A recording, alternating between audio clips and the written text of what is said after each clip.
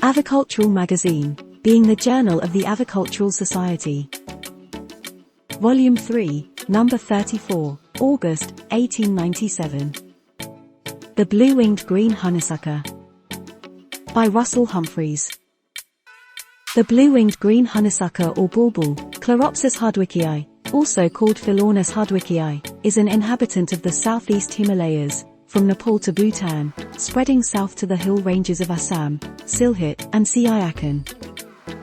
As will be seen from the illustration, this bird is of most gorgeous plumage, the prevailing color being a bright, metallic green. The forehead and crown is yellowish green, the throat deep purple with a stripe of bright blue from the beak to the side of the neck. The breast and abdomen are of a rich orange hue, the tail and flights of the wings being deep blue. The legs and feet are slate color, the beak stout and curved. Total length about 7 inches. Contrary to many brightly plumaged species, these birds are gifted with vocal abilities of a very high order. As inmates of a birdroom they are perfection, although a separate cage is a sine qua non owing to their somewhat bellicose disposition. The male represented in the illustration has been in my possession some 12 months, and whether I was unusually lucky in obtaining an abnormally healthy bird, or whether it is a characteristic of the species, I am unable to say, but of all the birds that have at one time or another occupied my aviaries, none have given less trouble than the honeysucker. By no means susceptible to cold, easy to cater for, and of a confiding though timid disposition, this bird is, par excellence, an interesting study for aviculturists. These birds should be kept in roomy cages, provided with several perches of different sizes, and a large tin for bathing should always be available. Am I correct in stating that some little time ago Mr. Fuljames, in one of his interesting and highly instructive articles in a contemporary, said that his example of this species never bathed? Mine, on the contrary, has never missed his bath from the day he was bought, and all through the recent winter, in spite of the room being occasionally at 40 degrees or thereabouts, has thoroughly drenched himself daily. I cannot help thinking that it is owing to this propensity that he keeps himself in such excellent trim. These birds molt towards the end of June, and are in full feather by the end of September. Being soft-feathered, great care should be exercised in moving them about, as the first time that my bird was handled, a handful of feathers was left when he was released. He occupies one of the lightest corners of the birdroom, as, in common with the majority of brilliant-colored species, he would no doubt rapidly become dingy and fade if kept in a somber light.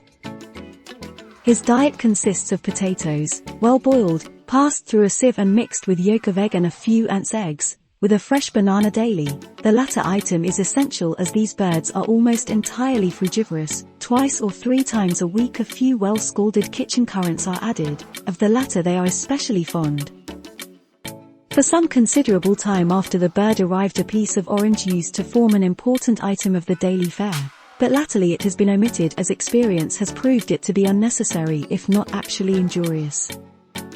Mealworms he will not touch, but is exceedingly dexterous in catching unwary bluebottles and flies that stray near the bars of his cage. This individual bird is perhaps the most accomplished mimic that has ever inhabited my birdroom.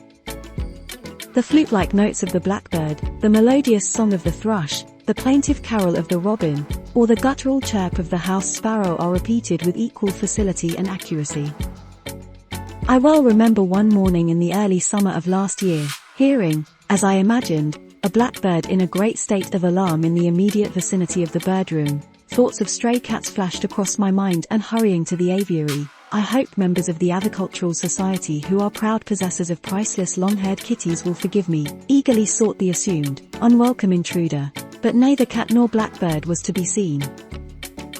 A few seconds afterwards the mystery was explained. The frightened blackbird was the blue-winged honeysucker who was apparently amusing himself by practicing his extraordinary power of mimicry at my expense. Since his return from the recent palace show, the song of the canary is occupying his undivided attention. Very few of these beautiful birds come into the market, and they are consequently a somewhat expensive luxury when procurable, but those who have been fortunate enough to secure a specimen of Chloropsis hardwickii will, I have no doubt, agree that as inmates of a birdroom they are all that could be desired.